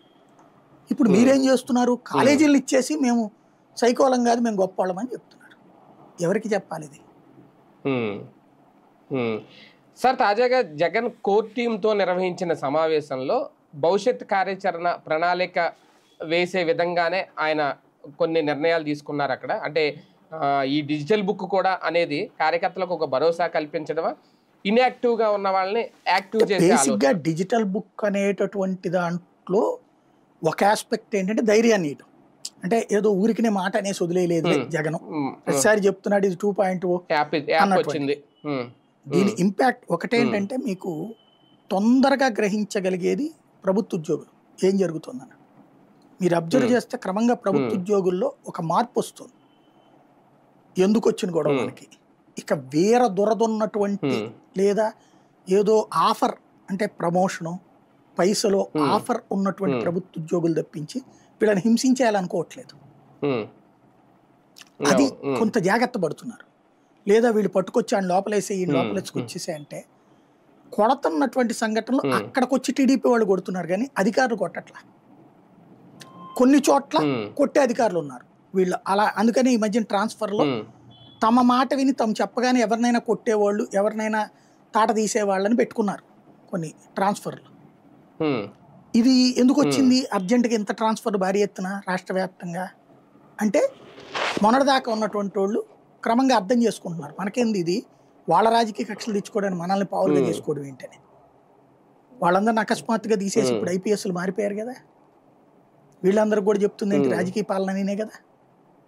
కాబట్టి కథ మారుతోంది క్రమంగా. అది అతని వార్నింగులతో మిగిలినాయి. ఏదో మాట్లాడతాడు వదిలేస్తాడు అనుకోవడానికి లేదు. జగన్ అనేటువంటి వాడు అన్నాడంటే వదిలిపెట్టాడు అనే ఫీలింగ్ ఉంటుంది కదా. అయితే అంత మాత్రాన కేడర్ అంతా రివర్స్ వచ్చేస్తారా రిటర్న్ వచ్చేస్తారా అంటే గ్యారెంటీగా ఉన్నటువంటి వాళ్ళకు ధైర్యం. ఇప్పుడు ఎవడో దొంగ కేసు పెడుతున్నారు లేదా వీళ్ళు మాట్లాడిన దాని గురించి ఇంకొక కేసు పెడుతున్నారు. లోపల ఉన్నంతసేపు వాళ్ళు రగులుతూ ఉంటుంది. ఇప్పుడు రేపు మనం బయటికి వెళ్తాం గ్యారెంటీ ఏమి ఊరేసేయరు కదా వీళ్ళని. తర్వాత మనకి టైం వచ్చినప్పుడు మాత్రం ఈయన వదిలిపెట్టకూడదు. ఒక్క ఆస్పెక్ట్లో ప్రాబ్లం వల్ల ఏంటంటే ఇప్పుడు మొన్న విజయం సాధించాక వీళ్ళు ఒక 3-4 నెలల పాటు జరిగినాయి చూడండి విధ్వంసాలు, ఇళ్ల మీదకి వెళ్ళి దాడులు చేయడం అట్లాంటివి. అవి ఎంత దారుణంగా ఉంటాయో అనేటటువంటి భయం మాత్రం ఉంది. కాకపోతే జగన్ ఇక రాడు జీవితంలో అనేది లోకేష్ చంద్రబాబు పవన్ కళ్యాణ్ నమ్మకం. 15 సంవత్సరాలు రాడు, ఇక ఆ తర్వాత అతని రాజకీయ జీవితం ముగిసిపోయిందని. కాబట్టి జగన్ బెదిరింపులు వీళ్ళు భయపడట్లా. తెలుగుదేశంలో ఉన్నటువంటి సీనియర్లు జనసేనలో ఉన్న సీనియర్లు కూడా భయపడట్లా. జగన్ వస్తాడని నమ్మట్లేదు వాళ్ళు. కాబట్టి వాళ్ళకే భయం లేదు. అసలు లేదు వస్తాడని ఆలోచన లేదు వాళ్ళకి. కానీ ఒకటి సార్ గేర్లు ఇప్పుడు ఈ సమావేశం తర్వాత గేర్లు మారుస్తారా నాయకులందరూ నియోజకవర్గాలకు సంబంధించి గ్రామ స్థాయిలో కూడా కమిటీలు వేయాలని చెప్పారు. వచ్చినట్టు ఏం కనిపించట్లేదు. ఆయనే చెప్పాడు కదా గేర్లు సరిగ్గా లేదనేది. బేసిక్గా వాళ్ళు కూడా ఆలోచించేది ఇప్పుడు తెలుగుదేశం కూడా చివరి ఏడాదిన్నరలో యాక్టివ్ బాగా అయింది. యువగళం పాదయాత్ర లేకపోతే శాంతం పడుకుని ఉండేది. అది ఆ లోకేష్ మూలంగా కాస్త అడవి బిగిన్ అయ్యేటప్పటికి ఆ తర్వాత ఒకళ్ళకొకళ్ళు యాడ్ అవడం బిగిన్ చేశారు. అందులో లోకేష్ హామీలు ఇస్తూ ఉంటాడు. కాబట్టి ఇప్పటి నుంచినే కూర్చుని 4 ఏళ్ళు 3.5 ఏళ్ళు ఎవడగొట్టుకుంటాడు. ప్రస్తుతానికి ఎవడికో నిదానంగా చూస్తుంటాడు. ఇంకొక ఏడాదిన్నర అయ్యి ఈలోపు ఇప్పుడు ఈ రైతుల ప్రాబ్లమ్స్ లాగాను లేకపోతే ఈ మహిళలకి డబ్బులు ఏమి రాకపోవడం అసంతృప్తి పెరిగింది అనుకోండి అప్పుడు పెరిగిపోద్ది. జగన్కి అడగక్కర్లా సంఖ్య పెరుగుతుంది. అంటే ఆ ప్రయత్నం కూడా ఇప్పుడే చేసే ఉపయోగం లేదంటున్నాడు. ఢిల్లీ మహిళ దగ్గరికి అడిగారు అలా చూద్దామన్నా ఇస్తారేమో. మొన్న కూడా అది కూడా లేట్గా ఇచ్చారు కదా, ఓ ఏడాది తర్వాత ఇచ్చారు కదా తల్లికి వందనం ఇట్లాగా అనుకుంటున్నారు వాళ్ళు. అది కానీ సార్ పీపీపీ విషయంలో జగన్మోహన్ రెడ్డి గారు ఒక క్లారిటీ అయితే ఇచ్చారు. రేపు పొద్దున్న వస్తే కనుక ఈ మెడికల్ కాలేజ్ సమయం పీపీ విధానంలో అవి రద్దు చేస్తాను. అదే క్లారిటీ అమరావతి రాజధాని విషయంలో ఓకే సజ్జల గారి నోటి నుంచి వచ్చింది కానీ జగన్ గారి నోటి నుంచి ఇక్కడ ఇచ్చిన క్లారిటీ అక్కడ అదేం పీపీపీ కాదు కదా. పీపీపీ నువ్వు పెడతానని నేను తీస్తానని చెప్తాను. అమరావతిలో ఏముంది? అమరావతిలో ఏమంటున్నాడు జగన్మోహన్ రెడ్డి? అక్కడ అంత 1,00,000 కోట్లు ఎందుకు పెట్టడం అంటున్నాడు. ఇప్పుడు అది మానేసి పర్లేదు 1,00,000 కాదు 10 లక్షల కోట్లు పెట్టి అంటాడా? అప్పుడు ఆయన కోర్ టీం ఆయన వదిలేస్తుంది. జగన్ ఉద్దేశం ఏమే అక్కడ అమరావతిలో ఇప్పుడున్న 29 గ్రామాలు బాగుపడిపోవాలి అద్భుతంగా, అక్కడ 1,00,000 కోట్లకి 2,00,000 కోట్లకి వెళ్ళాలని కాదు అతని ఉద్దేశం. సజ్జలు చెప్పింది కరెక్ట్ కదా, విజయవాడ గుంటూరు మధ్యలో డెవలప్ చేసుకురావాలన్నటువంటిది అది అతని ఉద్దేశం. ఆ విషయాన్ని ఎక్స్ప్లెయిన్ చేయడానికి ఏముంటది ఇంక ఇప్పుడు ఎలక్షన్స్ అప్పుడు మాట్లాడుకోవాలి. అది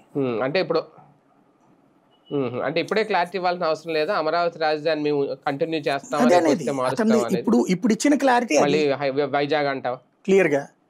సజ్జలు మాట్లాడాడంటే పర్సనల్ గా మాట్లాడు, జగన్ మౌత్ పీస్ అది. అవును, జగన్కి అది మంచి చెడు అంటే చెడు అయింది మంచి అవుతుంది అతనికి. జగన్కే అది ఒక రకంగా వేరే వాళ్ళతో మాట్లాడించడం తప్పు, దానివల్ల ప్రయోజనం లేదు.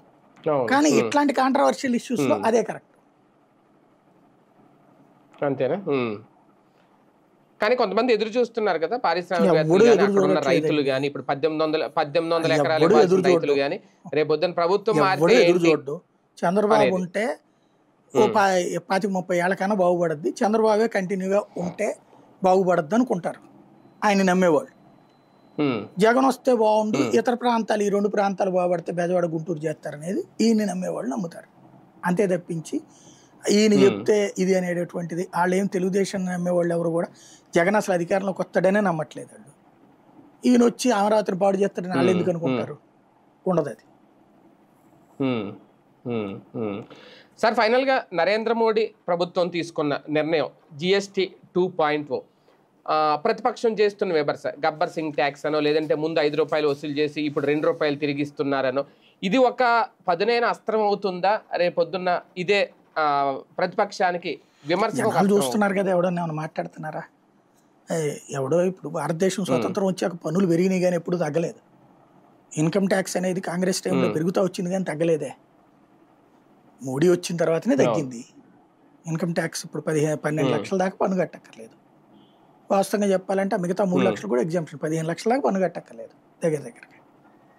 అది ఇంతవరకు ఎవడు ఇవ్వలేదు. 70 ఏళ్లలో ఇవ్వాల, 77 ఏళ్ళు. కాంగ్రెస్ టైంలో 2.5 లక్షలే కదా ఎగ్జామ్షన్. మోడీ వచ్చాక 5 లక్షలు చేశాడు, ఈ దఫా ఏకంగా 12 లక్షలు చేశాడు, 15 లక్షల దాకా ఇచ్చాడు. ఇంతకంటే ఎవడు చేయగలుగుతాడు? ఇక అసలు పన్ను లేకుండా చేయడు కదా. రెండవది జిఎస్టీ 4 స్లాబ్లు, అంత ముందు ఎన్ని ఉండే? 18 రకాల పన్నులు ఉండే. 18 రకాలు కలిపితే ఈ ₹18, ₹28 కంటే ఎక్కువ ఉండేది. దాన్ని తగ్గించుకుంటూ వచ్చాడు. ఇప్పుడు ఇంకా కూడా తగ్గిస్తానని చెప్తున్నాడు భవిష్యత్తు. బేసిక్గా ఒకటి, జనాలకి రూపాయి పెరగడమే చూసిన వాళ్ళకి తగ్గడం, ₹4 చేతుల్లో మిగలడం అనేటటువంటిది సంతోషమే. అది స్పష్టంగా కనబడుతుంది. అది ఇదివరకు మామూలుగా కూరగాయల ధరలో, పాల ధరలో వాటంతటా తగ్గినప్పుడు ప్రభుత్వాల మీద ఫీలింగ్ ఉండదు. కానీ ప్రభుత్వం చర్య ద్వారా తగ్గినప్పుడు ఫీలింగ్ వస్తుంది ఆటోమేటిక్. దాంతోపాటు రూపాయి మిగులుతుండేటప్పటికి వచ్చిన ఒక్క టెంపర్ చూడండి. మొన్న 22వ తారీఖు కదా ఇది బిగిన్ చేసింది. ఒక్క రోజులో 11 లక్షల కోట్లు సేల్స్ అయినాయట జిఎస్టీ. ఏది ఓన్లీ ఆన్లైన్, ఏది మనీ ట్రాన్సాక్షన్స్ త్రూ దీని ద్వారా చేసింది, ఎలక్ట్రానిక్ మోడ్లో. అది యూపీఐ కావచ్చు, ట్రాన్స్ఫర్ కావచ్చు, డిజిటల్ మోడ్లో చేసిందే 11 లక్షల కోట్లు. అది కాకుండా ఇంకో 4-5 లక్షల కోట్లు ఉంటుంది కదండి. ఒక్క రోజులో 15-16 లక్షల కోట్ల బిజినెస్. ఎంత ఇది లెక్క చూడండి. అంటే పబ్లిక్ పాజిటివ్గా ఉన్నారు, నెగిటివ్గా ఉన్నారు. రైట్ రైట్ చూద్దాం. మొత్తానికి ఈ వారం కీలకమైన అంశాలు అయితే ఇవే. ప్రధానంగా ఆంధ్రప్రదేశ్ అసెంబ్లీలో అయితే ఇంకా ఆ వాడి చర్చ, ప్రతిపక్షం లేకపోయినా సరే ప్రజల దృష్టిని అటువైపు మరల్చే ప్రయత్నంలో కొన్ని అంశాలు అయితే ఇప్పుడు చర్చకు వస్తున్నాయి. అటు మండలంలోనూ కూడా అదే స్థాయిలో ఉంది. అలాగే దేశవ్యాప్తంగా ఉన్న రాజకీయాల్లో జిఎస్టీకి సంబంధించి రేపొద్దున ఎన్డీఏకి ఎంతవరకు ఇది కలిసి వస్తుంది అనేది, ప్రతిపక్షాలు అయితే కాంగ్రెస్ లేదంటే ఎన్డీఏ కూటమి అయితే విమర్శలకే ఎక్కువ ముందుకు వెళ్తుంది. దీనివల్ల ప్రయోజనం లేదని చెప్పే ప్రయత్నం అయితే చేస్తుంది. ఏం జరగబోతుంది భవిష్యత్తులో, ప్రజల నిర్ణయం ఎలా ఉంటుంది దీనికి సంబంధించి వేచి చూడాల్సిన అంశం. ఇది ఇవాల్టి వీకెండ్ విత్ జర్నలిస్ట్ సాయి.